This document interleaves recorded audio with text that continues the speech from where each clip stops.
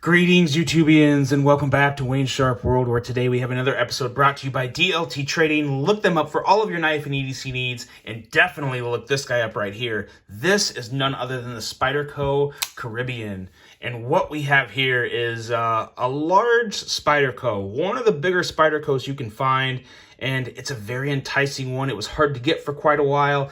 They're back in stock. This will be linked below to pick up from DLT Trading. And let's get into it and take a look at some overall specs here on this knife. We have an overall length of 8.54 inches, a blade length coming in at 3.7 inches, a cutting edge of 3.67 inches with a blade width of 1.32 inches, a blade thickness of 140 thousandths, blade steel. This is where it kind of gets kicked up a notch. LC, there it is, LC 200N steel. We'll talk more about that when we get to the actual blade portion, but a very nice steel that I wish I would see a lot more on folders. We have that grind of a good old Spyderco full flat grind and a handle length coming in at 4.84 inches with a handle thickness at 478 thousandths and a handle width of 1.22 inches. Handle material on this is a very unique G10 with a regular compression locking mechanism that you see on many Spydercos, with a user of a right or left hand tip up carry, a weight coming in at 4.2 ounces, and I gotta say, this feels lighter than 4.2 ounces. This feels more like 3.5 ounces. It's really not that bad at all in terms of weight. I think it's just the overall size of the knife, kind of, it adds up, but it feels very good. A price, $217.35. So not cheap, but not, I don't know. I mean, for the steel you get with this and the Spyderco quality, which for the most part is usually very good, I don't have any real reservations with the price. This is one of those knives to where it's kind of getting up there, but it's more on the unique side for me. So it's it's not the end of the world in terms of price. Let's take a look at some size comparisons. Really big knife, guys, not small. Let's start off with some other Spyderco models. We have your Spyderco Shaman, and of course we're going to throw in the Spyderco PM2.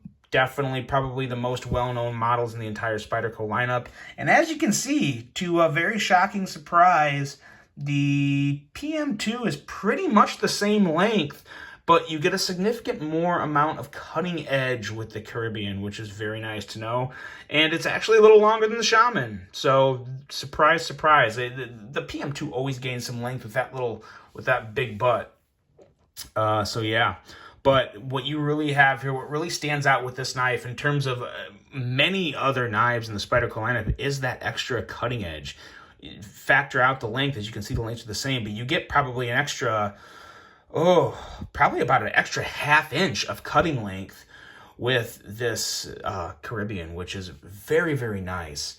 Let's find a couple other knives that would be good for size comparisons, and I have them right here. In terms of length, anyway, I think they're going to be pretty close. The Microtech SOCOM Elite, and then also the Chris Reeves Sabenza, which I'm thinking may be a little short, but actually, so there we go. So we have two knives that are very similar in overall length.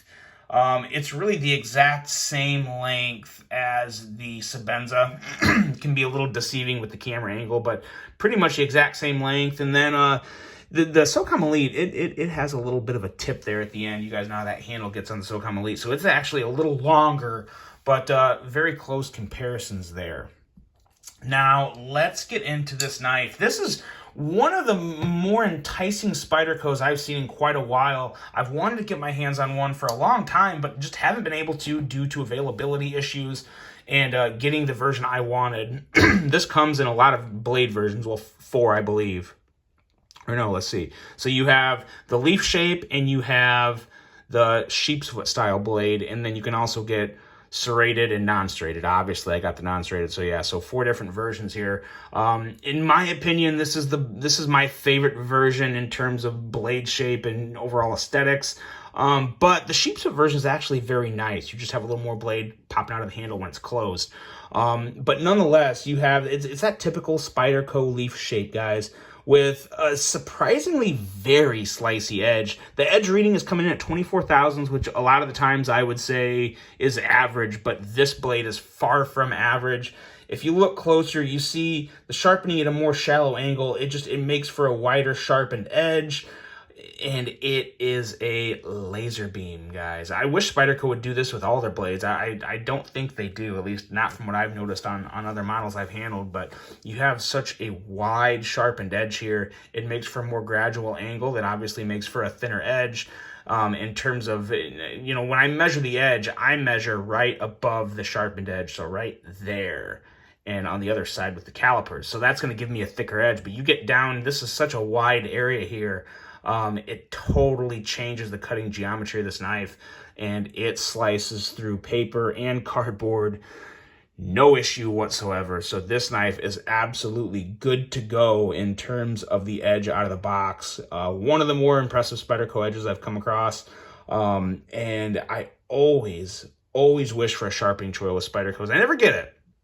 So that's one of those things, though. At the end of the day, I don't know. Some people don't really care about it at all. I just, sharpening choils I've always thought were nice. But at the same time, you can't get caught up. There's been times where I've gotten cut up. I was never cut up, but I got caught up on the sharpening choil as I was going through a cut. You start too deep. If you have to make a real wide, long cut, you know, you'll start all the way at the bottom. And sometimes that sharpening choil can get caught up. So I kind of understand why they don't put one there. But I don't know. My initial gut reaction was always like, man, kind of wish there was a sharpening choil. But the real highlight of this knife in general is the blade steel. It's this LC200N, and I really want to see more LC200N on the market, you know, and Van X and hopefully Magna Cut here soon. But LC200N, I'm not a metallurgist. I'm not a, you know, I'm by no stretch of the imagination like Knife Steel Nerds guy Laren. He is a genius. But in terms of what I know from LC200N, it's very similar to S35 in terms of edge retention and sharpening, you know, sharpenability, how easy it is to sharpen. But what really sets it apart from so many steels is that this thing is virtually rust proof.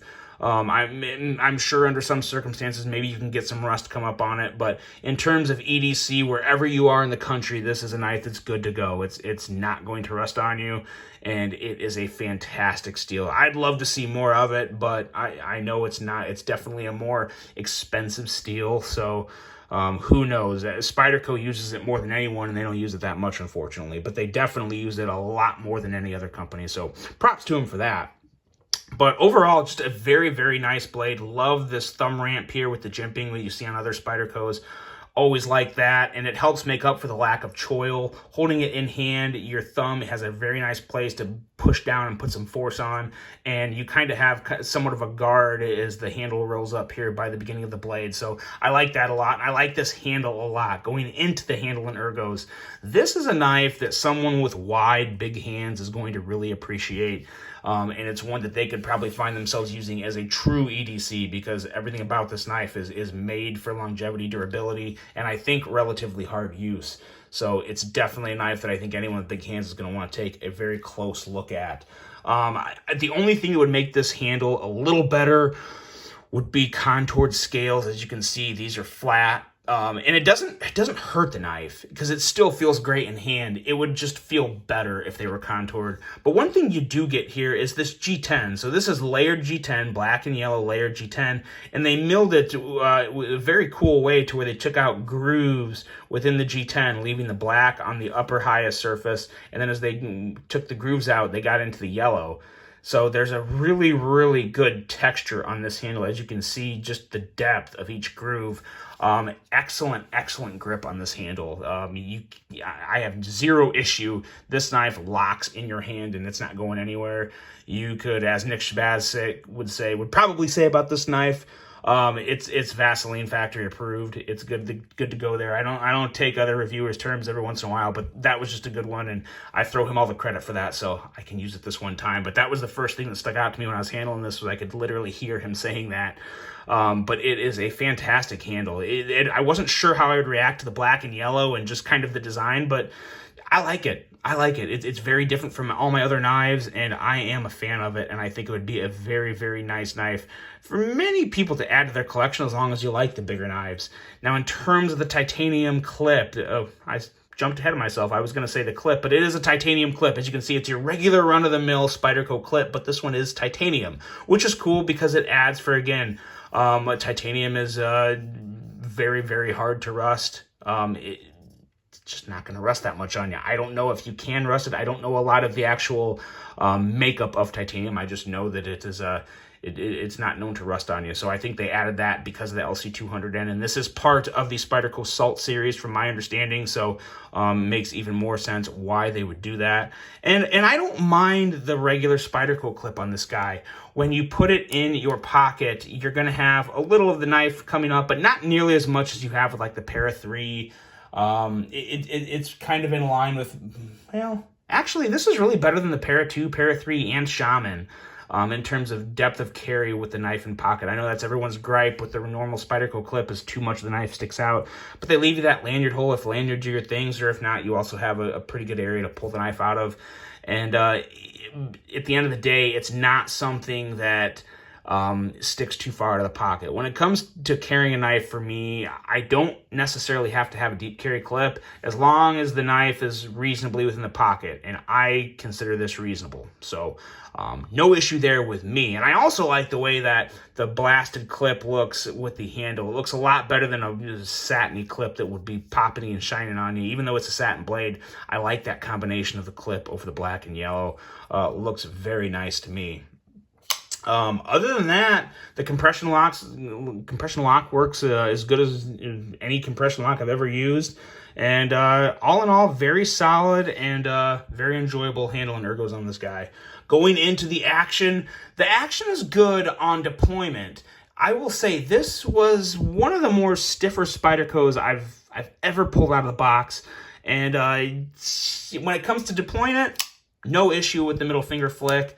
It has smoothed up quite a bit in terms of closing it. With the thumb, it works just fine. So in terms of kicking the blade out, there's really no issue there. I think it just needs a little TLC, maybe some disassembly and a little cleaning and lubing of the washers. But it's a little stiffer to close than most Spydercos. But even as I speak, the week I've had this, it's definitely breaking in on me. Y'all just kind of have to time it and you can get it closed. But as you can see, I'm kind of struggling to do it. But at the end of the day, it's still, closing the knife is made much easier by that compression lock right there. So at the end of the day, I know this is going to break in. I'm going to give it a little benefit of the doubt here because I've never had a Spyderco that was hard for me to close to where I could just, kick it out and then use that compression lock to fully close it. So I'm sure that'll kind of come together. And again, a disassembly and cleaning would really help this guy out. It can help a lot of Spydercos. Usually knives in general with washers have a longer break-in time than knives with bearings. I don't think anyone would disagree with me on that. If you do, let me know. I'd love to hear why. But through my experience, bearings always break in much, much, much quicker than a knife on washers. So I think that's kind of just a general knowledge. But overall, it still has that good Spyderco middle finger flicking enjoyment. There you go. I just closed it with no issue. But overall thoughts on this guy are very positive. It's another great Spyderco. It's one I would recommend to really anybody that loves Spyderco or just wants a bigger knife, because the steel you get is just it's so good. I am a huge fan of LC200N. I would take it over some other maybe more premium steels. So I love this steel. The handle really grew on me. I have no issue with it, and I actually enjoy it. The clip's okay. You could always swap it out with a Lynch deep carry clip if you want to, and it would probably look a little better in my opinion. Actually, it would definitely look a little better because you have kind of the rounded lines and the little rounded opening here. I think it would work really well with a Lynch deep carry clip. But overall, it is another great Spyderco. I'm surprised how low this one flies under the radar. I'm assuming it's due to its large size, and maybe there are some issues of getting a hold of it from time to time, but you don't see a lot of Caribbeans on pictures, or on Instagram, in just general talk. You always hear PM2 Shaman, Para 3. I think you deserve to hear a little more about this. I'm a big fan. I like the Caribbean a lot. I hope I'm pronouncing it right. I was just thinking, is it Caribbean or Caribbean? I'm gonna go Caribbean, but as you guys know, I'm not the best at nailing the pronunciation of names. But nonetheless, I would love to see, as much as I like this knife. So again, I recommend this knife. It's a great knife. No issues with it whatsoever. I would love to see a smaller 3-inch version of this, because I think that is one of the reasons a lot of people don't even consider this, is because it's so big. A smaller 3-inch version of this would be very, very good. So yeah, Spyderco, make it happen. I think that'd be a very popular one. Let me know, would you guys, if this came in, if you're someone that has to buy a knife that's 3 inches or less, would you consider this in a 3-inch version? I would. I definitely would. I would consider this version as is, but I don't have to worry about any laws restricting my length of blade. But regardless, let me know what you guys think of this one. I really enjoyed reviewing this one. I hope you enjoyed watching it. Hope you have a great rest of your day, and until the next one, I'm out.